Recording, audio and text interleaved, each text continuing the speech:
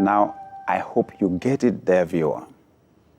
Entrepreneurs think differently. They see the world differently. Where people see emptiness, they see fullness.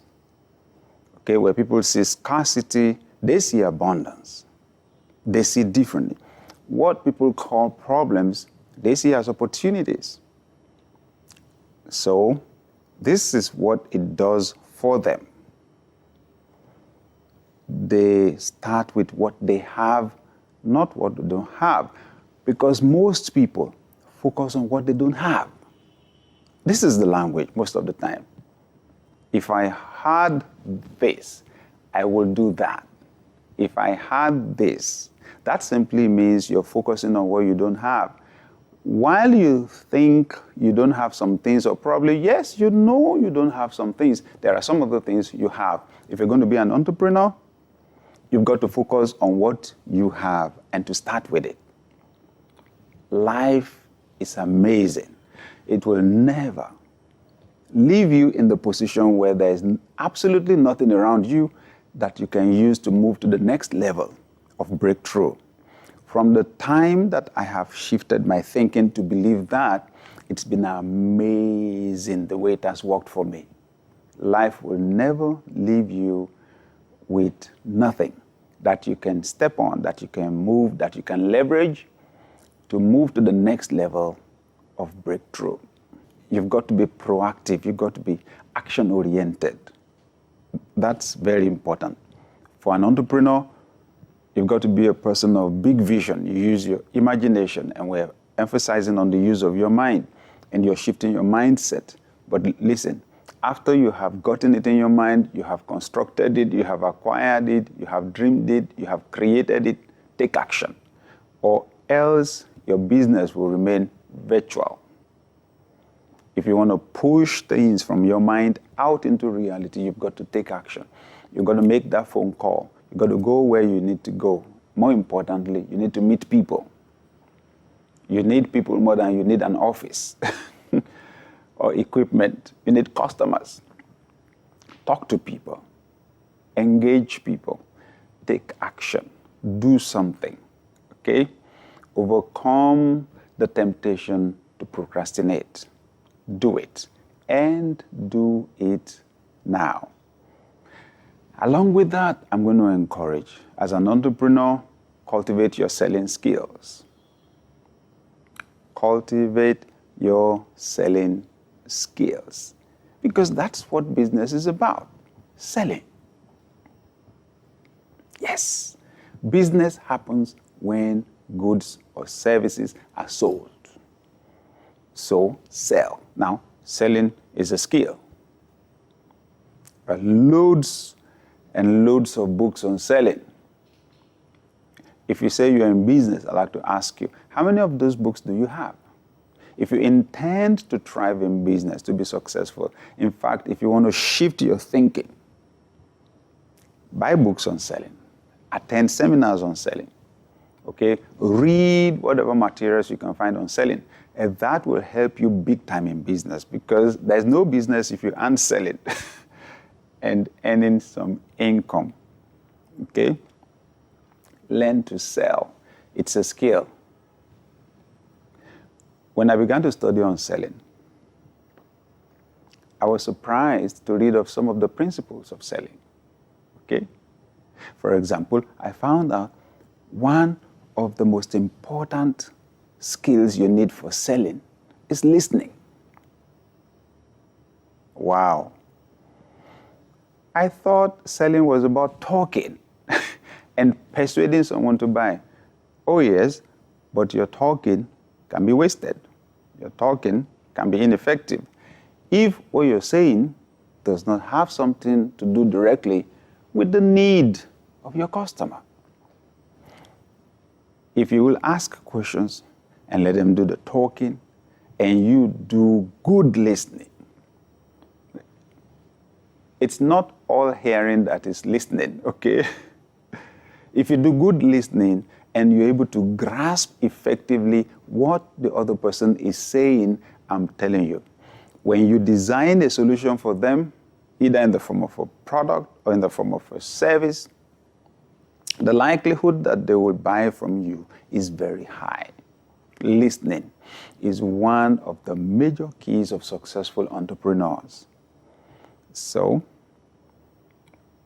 I'm simply saying that for you to sell effectively, you've got to learn to listen. When you take action, you've also got to learn to be persistent. One thing is predictable. You will not always achieve success the first time you make an attempt. Yeah, it's the way it works. So you've got to learn to be persistent. That is, to do it again and again and again and again until it works out. It's just the way our world works. I tend to think that life works that way to sift out the people who are really serious about achieving, to sift out those that are not serious about achieving their goals and to separate them from people that are really serious about achieving their goals. That's what I think. The reason why things just don't work out the first time, it's not a perfect world. But the person that is persistent, the person that does not internalize failure, the person that knows it's a normal part of life to have a setback, to have a failure, for things not to work out, the person that thinks like scientists that carry out experiments in the laboratory, and they know sometimes they do the experiments 10 times, 20 times, 30 times before they get the results that they want. The person that thinks that way will likely succeed in business. You've got to learn to be persistent. You've got to learn to do it again and again and again. You've got to learn to handle setback. You've got to learn to use your circumstances as leverage and as fuel for inspiration, but don't use them to define your identity. Very important. Because your self-esteem will just go down and go up if you are always going to internalize what's happening to you. I have always said to myself, there is a difference between failure as a person and failure as an event. That the event failed does not make me a failure as a person. I'm still intact. I fight in my mind. I hold on to my dreams. My identity has not changed. I'm still the same. And I'm a winner. Okay? So with that, you can maintain a healthy self-esteem and you can handle rejection better. Because rejection is a normal part of the business process. If you're going to succeed as an entrepreneur, you cannot afford to be the person who gives up when things don't work out just after one attempt. You can't afford. If you want to be a big-time player, I've seen entrepreneurs work on projects for 5 years before they came to fruition. 10 years sometimes, even more. Be willing to work hard. Yep. Be willing to work hard. Remember, money is only a means of exchange of value. Money is only a means of exchange of value. So it's when value goes out from you that value will come back to you. Value goes out from you, value will come back to you. So you have to be ready to give out value on a massive scale, because that is when you succeed on a massive scale. Be willing to work hard, although you must also put a balance into your life. Don't, in the process of building a business, destroy things that really matter to you, beginning from your health and then your relationships. Because your relationships play a very big role in helping to hold you steady when you go through those tough times in life. Okay? So you need to keep your relationships safe and to be feeding them. Mindset for business. Focus on giving, not just receiving. Because Sometimes some people go into business and all they're thinking about is money, how to get. And because they're not focused also, it's not wrong. But because they're more focused on what to get than on what to give, they underdeliver. They disappoint their clients sometimes because their focus is on themselves. It's self-centered, and it just doesn't work for a business that way. You've got to be generous in your mind. So when it comes to satisfying the needs of your customers, give it your best shot. Over-deliver each time, every single time. Over-deliver. Very important. Make your customers happy.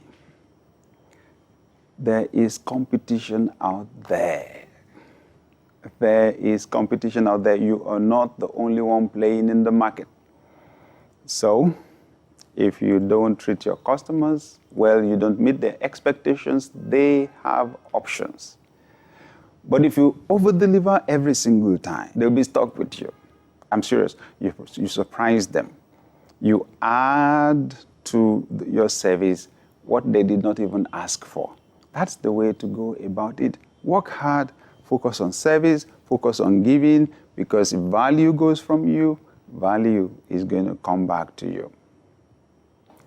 So let me add this before we go. Plan for your business to survive you. Plan for your business to survive you. You know, one of the things we have said is the need for you to have a big vision. Let that big vision include the fact that the business can run when you are not there.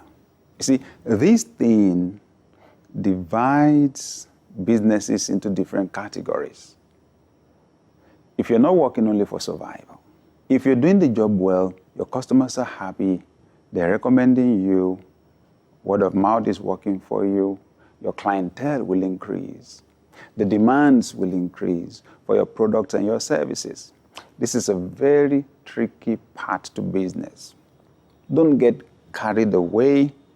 Don't use that as license to disappoint your customers because there are new people coming anyway. No. You need to change something about the business. Perhaps you're the only one in the business at the moment. That's how many businesses start. A lot of businesses. So, but once you find out your capacity as an individual is way below what is required to satisfy all the needs, to meet all the requirements, you need to employ people. This is very important. You need to bring people in. And to bring them in and to maximize the potentials that they bring, you need to structure your organization. Now you need to build systems in your organization. That ability to build systems separates the millionaires from the small-time players. You want to understand systems? Just think about the human body.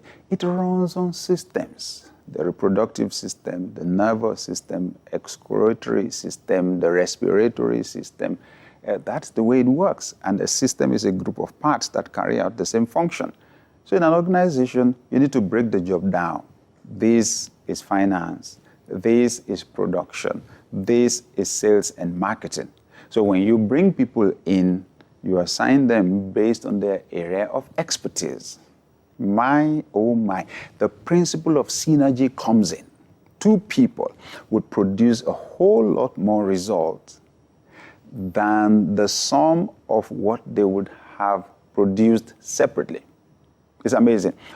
So when you have 2 people, 3 people, 4 people in your organization, it's increasing the capacity of your organization to succeed phenomenally. But you know what? That will require a new set of skills from you as the business owner. Oh yeah? Management and leadership skills. You'll need to be able to read data and to interpret them, because they will give you the indicators to what is happening and what is working and what is not working well in the system. Yep. So You need to know how to run a meeting. You need to know how to do a budget and how to execute it. You need to know how to delegate to people, management and leadership skills. Now, you need to know how to create and how to maintain an organizational culture. So your skill sets need to change. You're not the one running all over the place now. You are overseeing the system from a strategic point of view. Because in your mind, your imagination, that is where your business grows. I encourage you to learn, practice the process of building systems. Have a vision to build systems so that the organization can run when you go on vacation. And perhaps someday, if you ever have to leave your business, it can actually survive you.